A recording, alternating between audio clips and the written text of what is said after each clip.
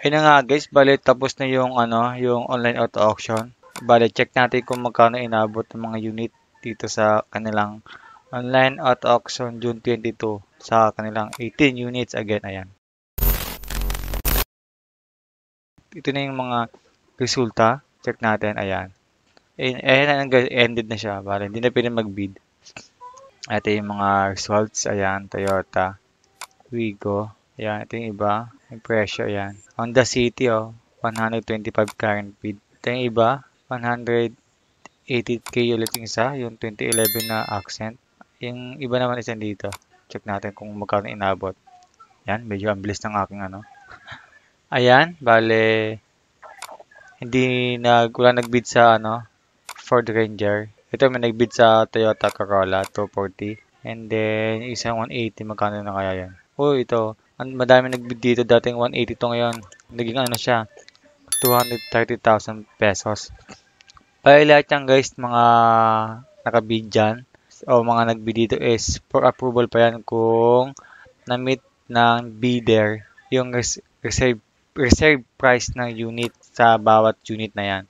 Kasi guys, lahat ng unit dyan is may reserve price. Example itong Toyota Wigo. Kunyari, ikaw yung may-ari ng unit na yan. Binibenta mo ng 180,000. Tapos, ang nagbid lang is 165. So, kulang pa ng ilang thousand, di ba? Hindi mabot ng 180,000. So, mangyayari dyan is, depende na lang sa bidder.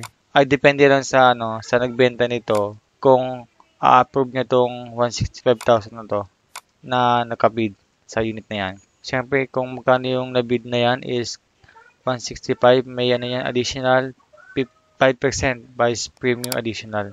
Sa lahat ng total ng mga nabid dito guys, ayan dito. Tulad dito, 635,000. Bale, kung na-approve niyang ano yan, ng unit na may-ari, kung sinong may-ari ng unit na yan, itong 635,000, i-award niya sa kanya yan. Kasi nga, umabot naman sa reserve price ng, kunyari, 500,000 to. Tapos, umabot na ng 635 to.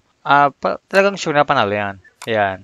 Siyempre, depende pa rin sa kanila kung, siyempre, sold na yan pag ganyan. Pero check pa din natin guys sa posting ng HMR kung ma-award tong for territory titanium sa halagang 635 plus 5% price premium. So, ayun lang guys. Bale, wait ulit natin yung another online bidding sa kanilang Facebook page. Abang-abang lang kayo guys doon kung kailan ulit magkakaroon ng online bidding.